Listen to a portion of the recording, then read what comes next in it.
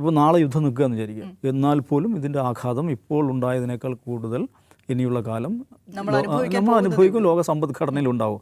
ഇത് ഏതെങ്കിലും നിലയ്ക്ക് ഇസ്രായേലിനെ അമേരിക്കയെ മാത്രം ബാധിക്കുന്ന വിഷയമേ അല്ല, ഇത് ലോകത്തെ മൊത്തം ബാധിക്കുന്ന വിഷയമാണ്. ബാധിച്ചു കഴിഞ്ഞു, നമ്മളെ തന്നെ ബാധിച്ചു കഴിഞ്ഞു. നമ്മൾ ഈ വെള്ളിവറമ്പങ്ങാടിയിൽ നമ്മൾ സ്ഥിരം പോകുന്ന ഹോട്ടലിൽ തുറക്കുന്നില്ല എന്ന് പറഞ്ഞാൽ എന്താണ്? ഈ യുദ്ധമാണ് അതിൻ്റെ കാരണം. ഗ്യാസ് ഇല്ല, അതുകൊണ്ട് ആ ഹോട്ടൽ ഇന്ന് എത്ര കിലോമീറ്റർ ഇപ്പുറമുള്ളതാണ് വെള്ളിവറമ്പങ്ങാടി എന്ന് ആലോചിച്ചു. യുദ്ധം ലോകത്ത് ബാധിച്ചു കഴിഞ്ഞു. വലിയ ഇതിൻ്റെ ആഘാതം, ഇതിൻ്റെ എഫക്റ്റ് എന്ന് പറയുന്നത് ഇപ്പോൾ ഉണ്ടായതിനേക്കാൾ മാറി. ഇപ്പോൾ നാളെ യുദ്ധം നിൽക്കുകയെന്ന് വിചാരിക്കുക, എന്നാൽ പോലും ഇതിൻ്റെ ആഘാതം ഇപ്പോൾ ഉണ്ടായതിനേക്കാൾ കൂടുതൽ ഇനിയുള്ള കാലം നമ്മൾ അനുഭവിക്കും, ലോക സമ്പദ്ഘടനയിൽ ഉണ്ടാവും. അതിലേറ്റവും പ്രധാനമായി ട്രിഗറായുള്ളത് പറഞ്ഞത് ഹോർമുസ് സ്ട്രൈറ്റ്, അത് അടച്ചു എന്നുള്ള അത് ഇറാനിയൻ നിയന്ത്രണത്തിലായി. അതൊരു ഇൻ്റർനാഷണൽ വാട്ടർ വേ ആയിരുന്നു, അത് ഇറാൻ അവരുടെ ഒരു സൂപ്രമസി അതിനകത്ത് പ്രഖ്യാപിച്ചു എന്നുള്ളതാണ്.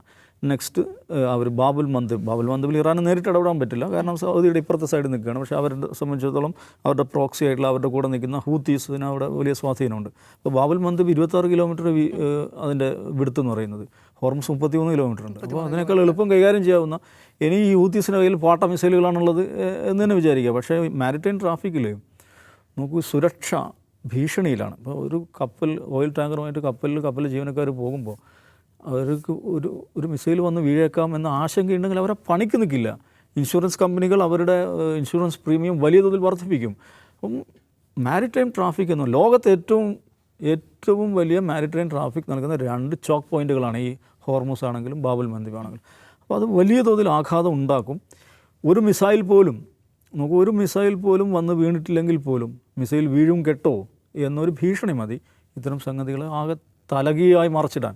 അപ്പോൾ ഇന്നിപ്പോൾ സംഭവിക്കുന്ന കാര്യം, കാർഗ് ദ്വീപ് ആക്രമിക്കപ്പെടുന്നതാണ് നമ്മളിപ്പോൾ വരുന്ന വാർത്ത വരുന്നത്. അതേക്കുറിച്ച് എഗൈൻ ഒരു വിശകലനം വരുന്നത്, അതിനകത്ത് US ഇല്ല, ഇസ്രായേലാണ് ആക്രമിക്കുന്നതാണ്. അത് എന്തുകൊണ്ടായിരിക്കും അങ്ങനെയെന്ന് ചോദ്യമുണ്ട്. ഇപ്പോൾ സൗത്ത് പാസ് ഈ ഗ്യാസ് ഫീൽഡ് ആക്രമിച്ചു, അത് ഇസ്രായേൽ അമേരിക്കയുടെ അറിവില്ലാതെ ചെയ്തതാണെന്ന് പറയുന്നത്. അപ്പോൾ കാർഗ് ദ്വീപ് മനസ്സിലാക്കണം, ഇറാൻ്റെ ഓയിൽ പ്രൊഡക്ഷൻ്റെ 90% ആ ചെറിയ ദ്വീപിലാണ്, ഓയിൽ എക്സ്പോർട്ടിൻ്റെ 90%.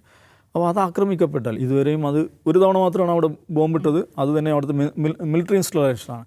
അപ്പോൾ കാർഗിനെ ആക്രമിച്ചു കഴിഞ്ഞാൽ ഇറാൻ നേരത്തെ പ്രഖ്യാപിച്ചിട്ടുണ്ട്, ഗൾഫിലെ മുഴുവൻ ഓയിൽ ഫെസിലിറ്റീസ് ഞങ്ങൾ ആക്രമിക്കും. അങ്ങനെ ഒരു പക്ഷേ ഇറാനെ കൂടുതൽ പ്രകോപിപ്പിച്ച് ഗൾഫ് രാജ്യങ്ങളെ കൂടുതൽ ആക്രമണം നടത്തി ഗൾഫ് രാജ്യങ്ങളെ ഈ യുദ്ധത്തിൻ്റെ ഭാഗമാക്കാൻ, ആക്റ്റീവ് പാർട്ട്നേഴ്സാക്കി മാറ്റാനുള്ള ഇസ്രായേലിൻ്റെ തന്ത്രമാണോ എന്ന് വിചാരിക്കുന്ന ആളുകളുണ്ട്. എനിവേ ഇത് ആർക്കും നിയന്ത്രണമില്ലാത്തൊരു സംഗതിയായി മാറിയിരിക്കുകയാണ്.